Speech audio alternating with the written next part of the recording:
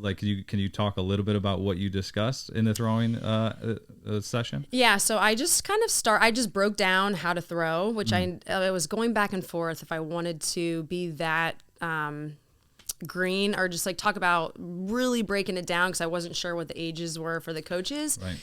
But I don't know. I felt like it was important because you're seeing, at least when I'm seeing at my clinics, traveling all over the country, seeing, doesn't matter what state I'm in, I'm just not seeing good mechanics.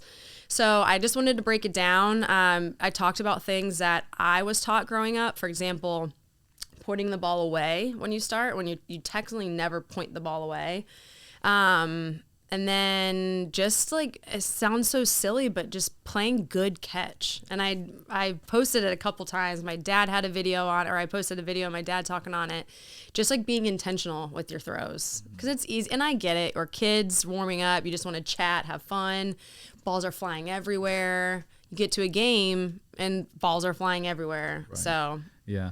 The ball facing rearward, do you get pushback on that even today? Yeah. Really? And I think, because again, I was taught it, but me breaking down the, like, any type of throw, slow-mowing it, you go from separating up. And even if you were to like turn, it hurt. My shoulder's kind of messed up, but it like hurts. It's uncomfortable. It's an uncomfortable position for your arm to be in. And I've had coaches like, hey, oh my gosh, I'm freaking out. I teach it that way. I'm like, that's not going to kill the kid. Yeah. It's just we don't ever get there, so we don't need to practice it. Right.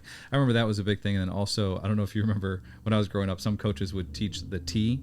They would like literally arms would go straight out. You ever see that before? No, like point your glove and then point your arm back. I've seen the front arm, I feel like they call it like bow and arrow or something. Maybe, yeah. You get some interesting ones. I remember some of those. Yeah, well, which it's like if you have an 8-year-old or if you need to point your target, you point. Right, yeah, it depends on who you're talking to. Yes. And even just giving them some sort of foundation, right, is important. Yeah.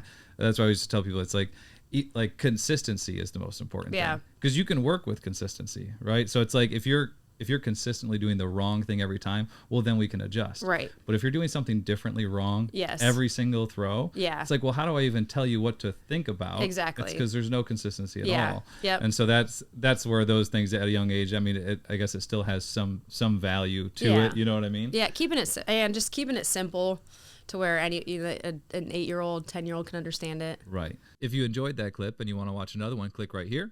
And if you want to watch the full podcast, click right here.